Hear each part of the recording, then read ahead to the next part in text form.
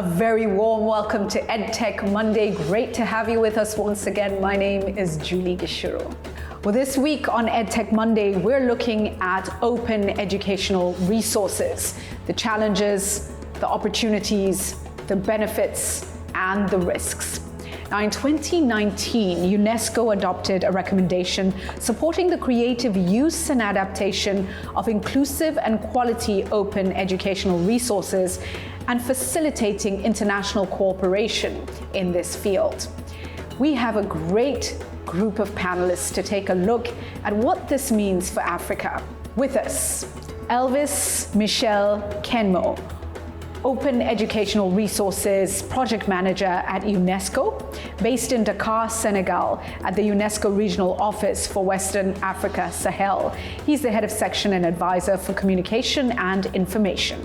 Also with us, we have Bosun Tijani, the co-founder and chief executive of Co-Creation Hub, a Pan-African innovation enabler that works at the forefront of accelerating the application of innovation and social capital for a better society. Also with us is Neil Butcher. Neil is an expert on open-ended resources based in South Africa, from where he has provided policy and technical advice and support to a range of national and international clients regarding educational planning, uses of educational technology, and distance education. A very warm welcome to the panel. Thank you for joining us to focus on open educational resources and what they could mean for the continent. I want to start by really breaking this down for our audience. What does this mean in the simplest of terms? And maybe, Michelle, let me start with you. I'll come to Neil and then Bosun. When we talk about OER, what does it really mean? Thank you for the opportunity to participate to this panel. Actually, I really agree that it's important to explain what OER is in a very simple term. Though we have the definition that has been put forward by UNESCO in the OER recommendation that present OER as any learning and teaching material or research material in any format that can be in a public domain or not, but also under copyright that has also been released under open license that permit not only to the freedom to use, to reuse, to adapt, and also to redistribute to others. I believe that OER comes freedom for end users to not only use the resource, but also adapt that resource, also repurpose that resource, and be free to redistribute. It means once it is made available, it benefits all, and it allows us to participate, to build, and to add up to to the resources that was initially created. And this is something very extraordinary because it allows that once an open educational resources is produced, the possibility of its use is limitless. And this is something very important. That makes the difference between any educational resources and an open educational resources. And I think we need to see this difference and to highlight it, the level of freedom that is associated with any open and educational resources. Thank you for that. Very simple, very clear. Neil, your thoughts. What else do we need to know? I think Michelle has outlined the concept very well, Julie. What maybe we can just add to that is what some of the potential applications of the concept of OER might be in education systems, particularly in Africa. And I think embedded in what he described is a real powerful potential to be able to leverage investments multiple times over in educational content development. Particularly in areas where the curriculum is quite similar, which is often the case within regions at the K-12 level. Also in areas like technical and vocational education and training, where the curriculum requirements tend to be very similar from one country to the next. It becomes possible to build on the investments that others have made in educational resources and reuse them in different contexts. In Africa, I think that's also particularly important because it opens the opportunity for us to be able to translate resources into multiple languages. We have a significant problem still on the continent that the vast majority of educational practice is driven through colonial, post-colonial languages, English, French, Portuguese, and so on. And I think that once we've created content in one language, the permission to be able to adapt those resources creates the possibility to be able to translate resources into multiple languages. And this can open access very affordably to lots more people to be able to learn in their own home languages rather than having to learn in an adopted language. I think that this is a very powerful potential and definitely worthy of exploration in African education systems. Thank you for that. I think it's such an important point there around languages. I just want to come to your reference to K-12. What age group is that for those who are not familiar with that reference? What are we looking at? So K is the American term kindergarten all the way through to grade 12, which is traditionally the end of secondary school. That may include both a traditional academic track in the secondary level or alternatively a track into technical and vocational schools. In some countries, there are quite a lot of technical and vocational schools. Unfortunately, it's often the case that what they're teaching is quite outdated in terms of what the labor market demands are. So there's a significant mismatch between the curricula and the labor market demands. Again, using open educational resources and sharing content and curricula across countries also provides us opportunities to accelerate curriculum reform in those technical and vocational areas particularly, so that we can start to deliver programs and curricula that are better aligned with what the labor market is looking for, which obviously is a very important aspect of creating employment for young people in Africa, which we know is a problem that most of our countries face. Yes, indeed. And of course, for the MasterCard Foundation, it is our mission to really ensure that young Africans find dignified work. So those linkages, absolutely critical. Boston, let me come to your perspective. And, what are the opportunities here for African businesses and organizations in EdTech? And maybe specifically, how is your organization leveraging OER on the continent? Thanks, Julie. I think Michelle and Neil's introduction are quite spot on. And I think the emerging issues with OER is not just the fact that this is a new phenomenon. I think it's something that has always been there. The ubiquitousness of internet is meant that a lot more people are now creating education content and putting them on the internet. So you literally find a very smart teacher or parents can actually find content online that they can use for free that are readily available. But I think the emerging challenge with this is the quality, especially as we move into an era where digital content are now important aids for teaching. Teachers now need to use this content. Parents need to find this content to engage their kids. The challenge we're facing is how do we ensure that this content that are now commonly available and being used actually meets what should be used with kids, actually that they're in the shape that they should be for teachers to use them. And also that they don't lead the kids to other content that you don't want them exposed to, which is some of the challenge that we have on the continent. So I think this is where the opportunity lies for both private organizations like ours, but also the challenge for stakeholders who wants to ensure that education is still managed in a way. You want it to be open source, but you want to ensure that the right things are being done. Companies who can create really good content that are aligned to curriculum, that are properly well tested, stand the chance of being the go-to destination for this content. The challenge, however, for companies is, how do we monetize it? If it's going to be made available for free, who's paying for it? And this content is still not cheap to do good instructional writing, to produce content that can compete with other games that kids want to play, to put them in formats that they can work across multiple platforms. They're still very expensive to produce. And that's where the challenge lies for good publishers. Who's going to be paying for it if it's free? So I guess that brings us to the question of risk. and the concern, look, large investment required to produce good quality content out there, still trying to figure out the business model around this.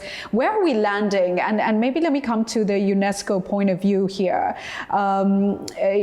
Michelle, what are we learning and how can we help to address risk, to mitigate risk for those who are going into this space? I think from UNESCO perspective, it's important to know that in order to really leverage on OER, there is a need at least for government to adopt policies and implement policies that are likely to support the development of OER. In a context where there is no sound policy, it is difficult to expect development and the use and the adaptation of OER to support what is, in our perspective, the most important of why we are promoting OER, inclusive and quality education. Because at the end of the day, we aim to support and ensure that not only people have access to knowledge, and through knowledge also competencies as for youth, but also that the quality of education, which is this Sustainable Development Goal 4, that seeks inclusive and quality education is attained by 2030. So we need government to be part of this process. We cannot just expect educational technology providers to really engage in supporting the development of OER without behind them the government also supporting this. Government every day they fund the production of educational resources. So there is, in our view, a possible synergy that can be developed between government and educational technology providers in terms of ensuring that instead of continuing to fund billions of dollars into copyrighted materials that at the end of the day sometimes is before being the finalization of the publication is already out of date, government can better invest in supporting the development and the provision of open and educational resources. And this is where I see opportunities for educational technology providers and then government. In our view, without these types of relationship and the commitment from the government, I believe that it might not sound interesting for private actors to engage in supporting open educational resources, because it might just be a part of the service, but not the core of the service, because at the end of the day, they need to make money. And OER is not mainly about making money, it's much more about making available quality content that brings knowledge to people in a way that is accessible and acceptable to them. Thank you for that. Neil, I come right to you with this now, and you've been advising many different players on these issues for years. What is government's response to this? Are there any examples that we can really look at doing great things? But I want to put something additional into this and say, how are we preparing our teachers and others? So we're looking at EdTech, we're looking at government, but we need to train and build the capacity of our teachers to really step up to this as well. So maybe those two ecosystems, please. Going back to what Bosun was saying earlier about the issue of quality and thinking about preparation of teachers, I think this really emphasizes an issue that actually isn't about open educational resources per se, but about the reality of the digital world in which our children are increasingly growing up in. And I think what his point highlights is, in fact, that we need to teach people the skill of being able to assess the quality of the content that they're engaging with themselves, rather than continuing to remain dependent on some external agency for determining what you should or shouldn't be engaging with. Because we know that our children are online, and we know that they're engaging with vast quantities of information and content all the time. We need education systems that are actually preparing them to navigate that world. And so this starts with the teachers. It starts with teaching the teachers those skills themselves. Because if the teachers lack those digital literacy skills, it's obviously unreasonable to expect them to be able to teach their students how to navigate this new world. And the unfortunate reality is that the curricula in most countries, particularly at the primary and secondary levels, are woefully out of step with where the knowledge economy has moved. And they're focused still on teaching our children skills and knowledge and content that is mostly irrelevant to the world into which they're moving. So I do think that there's a very significant challenge there, and it's one that we're only starting to grapple with. Obviously, the coronavirus pandemic has accelerated that because it's forced us all into a world of digital learning. It's again emphasized the inequities between those who have access to that digital world and those who don't. So again, I think governments play a critical role in trying to make sure that everyone becomes part of that world, because it's unquestionably where the economies of the future will lie. As far as then looking at sort of government practices, I think Michelle is absolutely right that government policy is where this starts.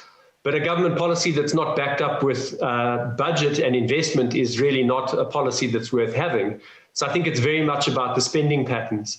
I think for edtech companies, what that really means is that we need much smarter procurement policies from governments, so that they're building partnerships with the local entrepreneurs in the edtech industries, rather than just spending their money on edtech companies that are global in nature.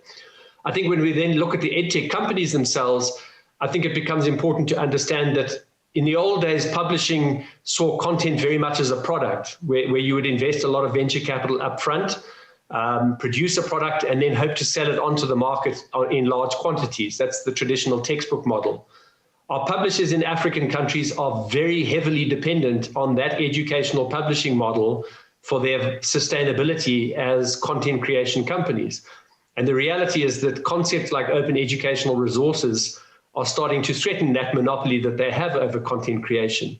So they need quite urgently to shift their business models away from seeing content as a product towards seeing content creation as a service that they can offer governments, development partners, NGOs, universities, etc., and use that to mobilize new markets. I think in the context of many of our countries, possibly the most important consideration there is not to look at publishing in narrow educational terms, but potentially also to see the investment in educational materials, particularly, for example, in early literacy, as a process of building a market for real publishing. In other words, for reading books, literature, fiction, etc., that is written in local African languages. Because the vast majority of publishing on the continent is not actually stimulating markets for local African language readers, and not creating a demand for that kind of content. It's stupid for me to say this as a person who can only speak English, but the importance and the value of people being able to read stories in their own languages, I think, is almost a fundamental part of nation building. And I think that publishers need to break their dependence on educational textbook markets as the basis for their business models, and see the creation of literacy in local languages as a loss leader that allows them to build real markets in the publishing world, for which I think if we look around the world, there is in fact a growing demand.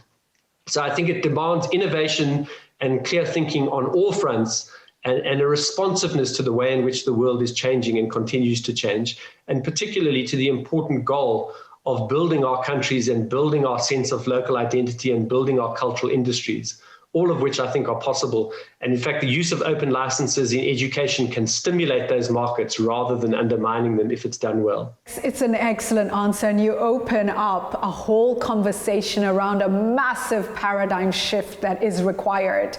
Bosun, let me come to you now with this. And maybe this, with all the challenges COVID-19 has brought, it has also brought the opportunities to truly make the shifts that we need to make. Are we able to just step up? And I want us to look forward. And if you were to identify, the key things that need to move, the levers that we need to shift right now to enable us to take action and make the change, what would those be? Capacity building for teachers. This is something that we take seriously at CCHub. Even though we have a publishing arm, we focus heavily on capacity building. In Nairobi, in Lagos, we have Teachers Lounge, where literally teachers can come and gain access to new knowledge, new resources on how to teach in today's world, right? So I think all stakeholders needs to take this seriously. How do we raise the capacity and build the capacity of teachers? Both teachers that are already in service and those that are still in training. Because even those that are being trained today to become teachers in 2-3 years' time, they're still being trained in the very old ways. There's only a few teacher training institutions on the continent that are already looking forward. So there's a lot of work that we need to do around teacher training. Then obviously the second one as well is the content themselves. A lot of the edtech startups that you're seeing today are not being led by professionals. We've seen startups that are raising a lot of money that are actually going back to rote learning. The basis of their product is based on where education wanted to move away from, which is memorization, right? They also don't understand how to infuse the new thinking around the best way to teach in their product. So there's also a need to create some sort of standards to help guide education technology companies in terms of how they should be thinking of content, how they should be aligning their content to curriculum, because they are the ones churning out this product and this content that is getting into the hands of the kids. So how do we build and raise their capacity? I think there's a strong need for that, which is why I think what the foundation is doing around the Edtech Mondays, but also general Edtech community is quite strong. How do we build knowledge? How do we make sure this knowledge is getting to these companies that are producing the content? And lastly, I think is some of the things that, again, Neil talked about in terms of alternative ways of looking at the business model around this content that we're creating. What would be the new way forward? So the task is, how do we help these companies rethink the right business model that can keep their businesses alive today, but also then give them opportunity to maximize returns in the future? Thank you, Bosun. Very real points there. And I want to bring this to, the conversation around access and inclusivity, So I'll start, Michelle, back with you. And this is a great conversation to have, but there's still a bridge. There's still a divide. We need to look at how to ensure everybody has access, and so many on the continent still do not. So whether it's gadgets, whether it's data, etc. What's your perspective on this issue?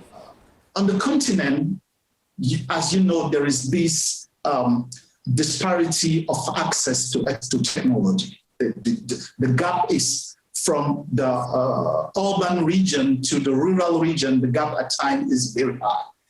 And if we understand clearly the fact that OER comes with freedom of use, and such freedom of adaptation implies that OER gives the opportunity to end users to translate it, to adapt it, for instance, for people with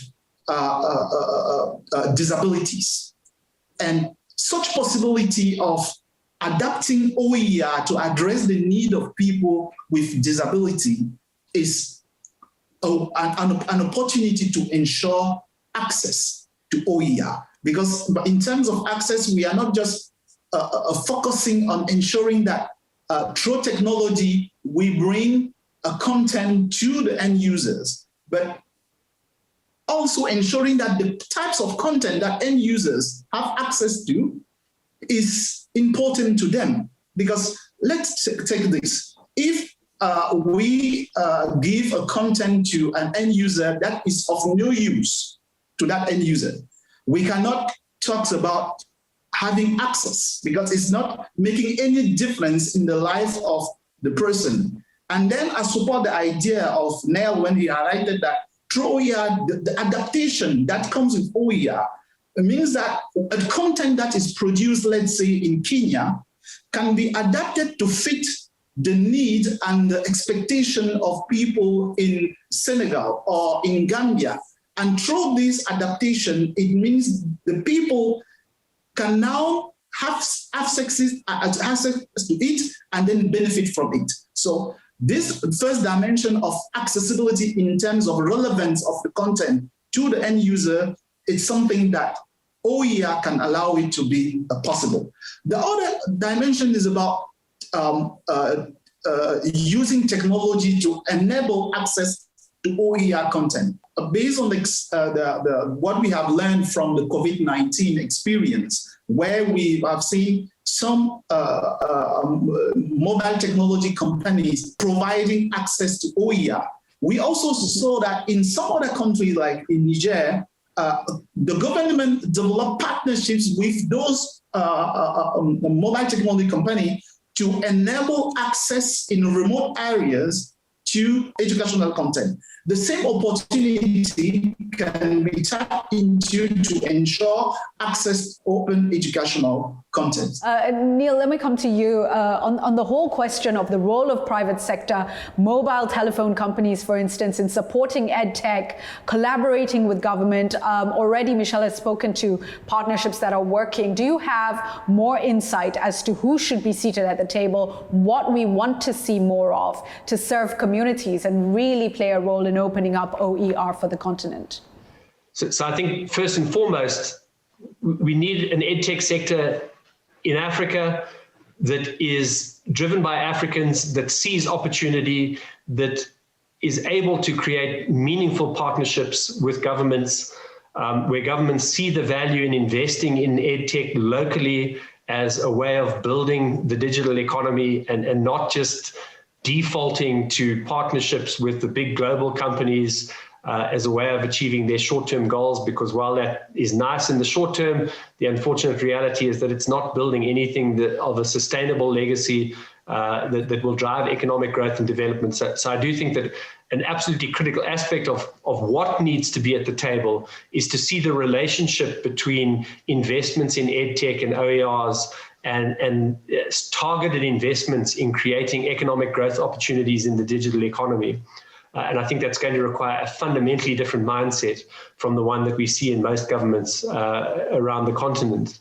So the other key thing that I think that we have to find a way to do, and there's so many examples of this already happening on the continent, is to find those entrepreneurs who are willing to make a go of things separate from government and not become dependent on government funding as the way in which they're going to grow their businesses. And this is happening very fast in many countries around the continent. So, people often talk about the youth of Africa being its future, and I think this is nowhere more true than in the area of the digital economy. So if people can come into the EdTech sector and really see what the business opportunities are, and see in those business opportunities, I think open licensing creates opportunities, but it isn't something we should become enslaved by. Sometimes it makes sense to share our IP. I've shared my IP all the time as a business strategy because it's created new business for me. But in other cases, it actually makes sense not to share your IP. So I don't think we should become slavishly addicted to the notion that everything should be shared openly, as if that's an inherently good thing. If I'm a business person and I'm trying to build a business model and it makes sense for me to protect my copyright, then I'll protect my copyright. If I can make a go of it, well, good for me. And I don't think that we should be putting pressure on entrepreneurs to be forced into one way of doing things or another way of doing things. I think we should give them freedom to build business models that can help them to succeed. And most importantly, as I say, to grow our local digital economies, because ultimately that's going to be the key to the success not only of the economies of the continent, but also to empowering our youth. And we all know that Africa has a demographic of extensive youth. This is our greatest asset. We should be leveraging it as an asset. We should stop seeing it as a problem that needs to be solved. And we should start empowering our young people to be able to build the businesses they need. The last point that I would make on that point again is that when Michel has been talking about policies, he's tended to focus on educational policies, but I think a lot of this comes down to economic policies as well.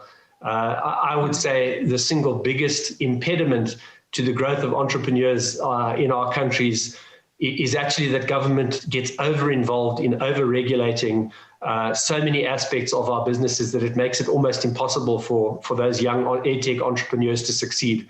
If I look at the context here in South Africa, when I started my business 20 years ago compared to now, I would never try to start a business in this country now because there are so many additional regulations and bureaucracies that have been put in place in the last 20 years. It makes it almost impossible for a new person to break into the market.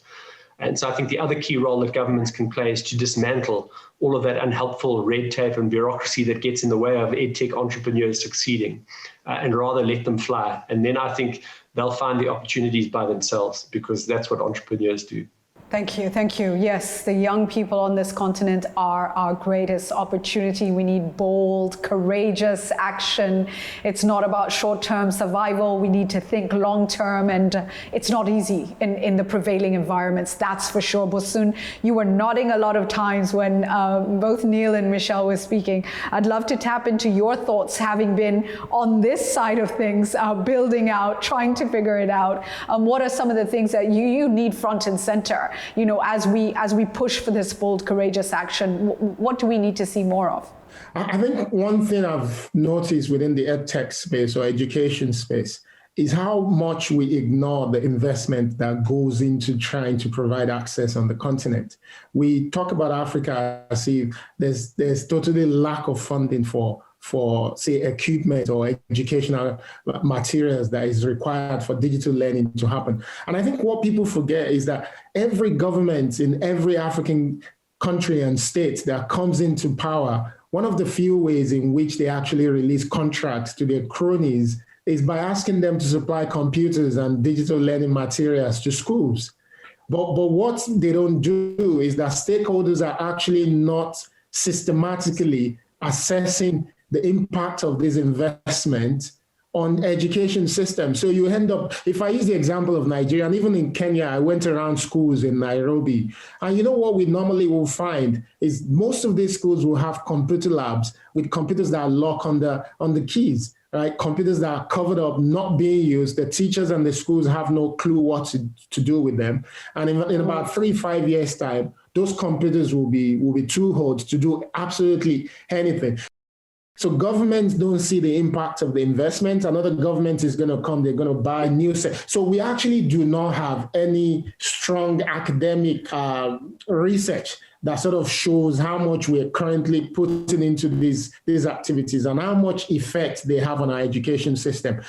And I think this is the biggest challenge. If you don't have a business justification for helping to see the value of that investment, it's always going to go in that part. And the way it does is they give this contract to OEMs, foreign OEMs, the guys who produce the computers, and all they want to do is sell their computers. They don't do the kind of thing that Neil was talking about, which is how do we build the right content that will be used on those computers. I've seen cases where all that was being taught were Microsoft tools, you know, Microsoft Word, Excel. That's what the kids were being taught because the teachers didn't know what else to do with it. But you need the local creators to create content that will be used on those platforms. You need the local creators to help rethink how we teach the teachers or train the teachers to be able to use the platform. I think those are some of the things that are missing. But Neil is also right as well. In terms of the edtech space, this is one of the most ignored sectors when it comes to technology. You see financial technology is flying today.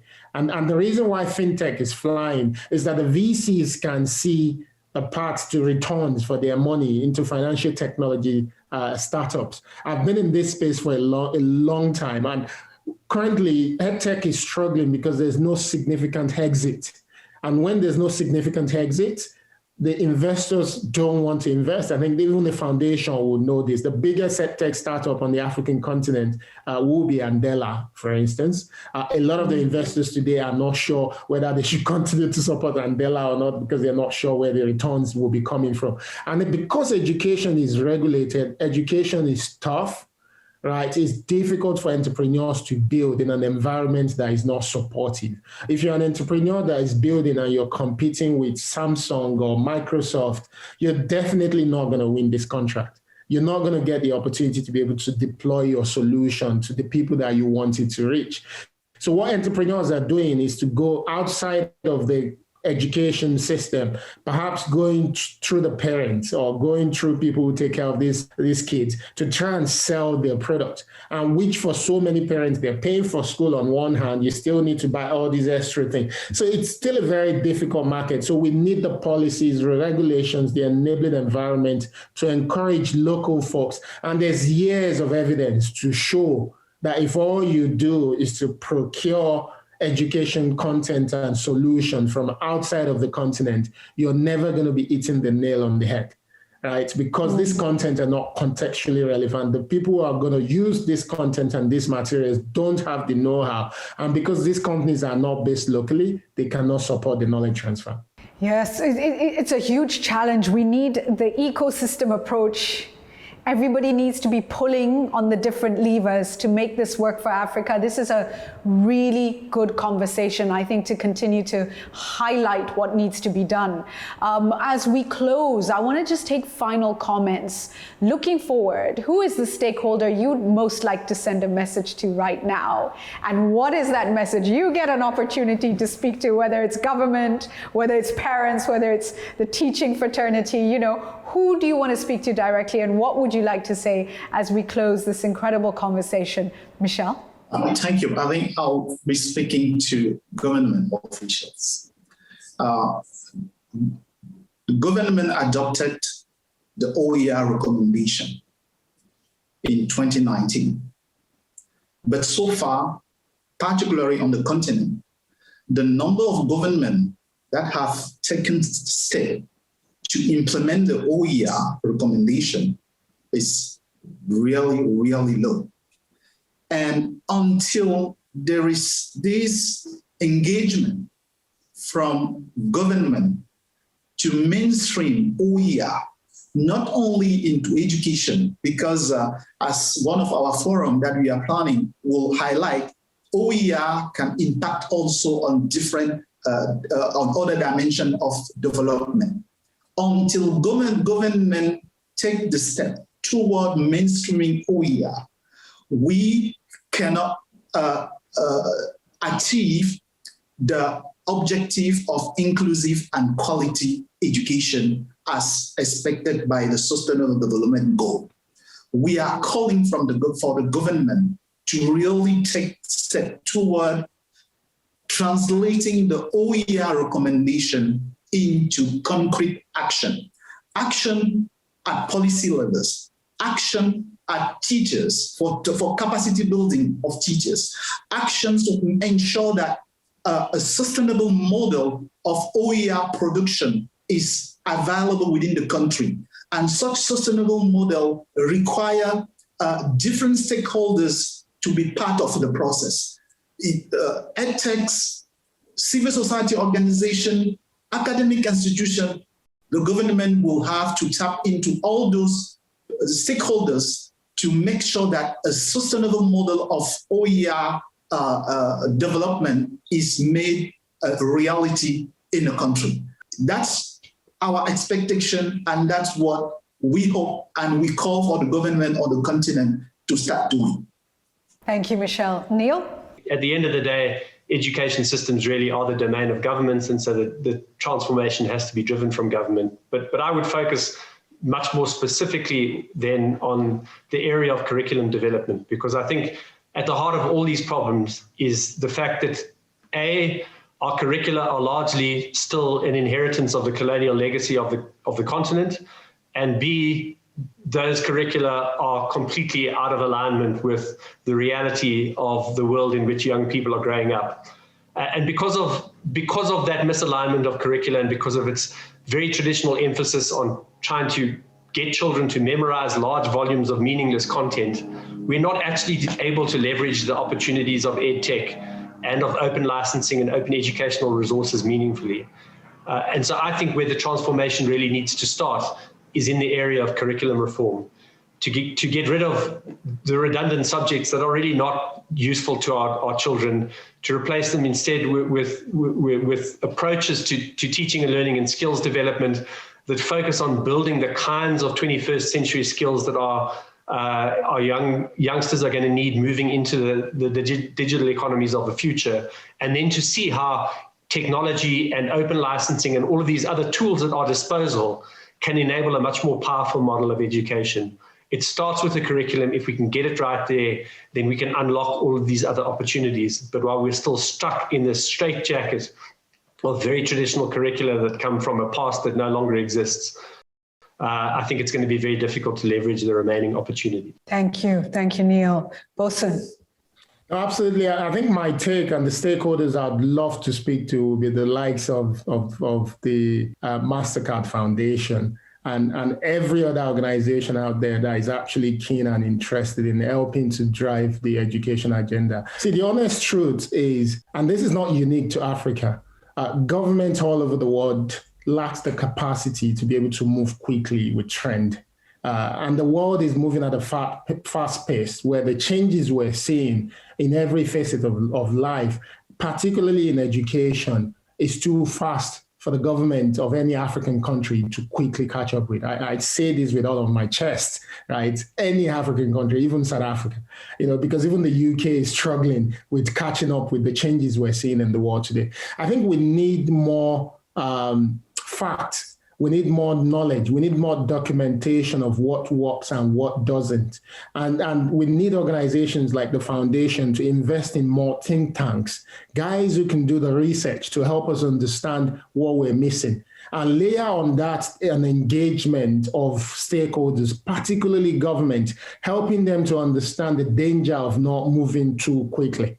Right, helping them understand the danger of having regulations that is pressing down innovation, helping them understand the danger of not being thoughtful with the way they invest their money into trying to provide access. And most importantly, Michelle talked about the organizations in different countries that are responsible for the curriculum. Curriculum is still difficult to change in Africa, but we need to help these people understand that their inaction is destroying lives. Because you will find that the people in power, they're our friends, they're our parents. They're not necessarily there to kill the future. That's not the intention. A lot of these folks don't understand what needs to be done. And if you look to the West, if you look for countries where education works, what makes it work, what comes from the knowledge that is generated by think tanks, by academic researchers, by people at the forefront of driving change, that knowledge is then fed back into policy making. That's how the change we want to see is going to happen. And that's why I think the likes of the foundation is critical in making this happen. We can say all we want and what we wish for. The same people that were in public service that managed our education 10 years ago, 15 years ago, are still the one managing it today. If we're not feeding them the knowledge that they need to make the change that we want to see, we're just dreaming in the air. Thank you all so much. We are at the table with you. We have heard Bosun. We are listening and we are in it together. So we continue this journey. I want to thank you all for joining this episode. Just before we close, I want to have a look at some of the other views coming in on social media. Let's take a look.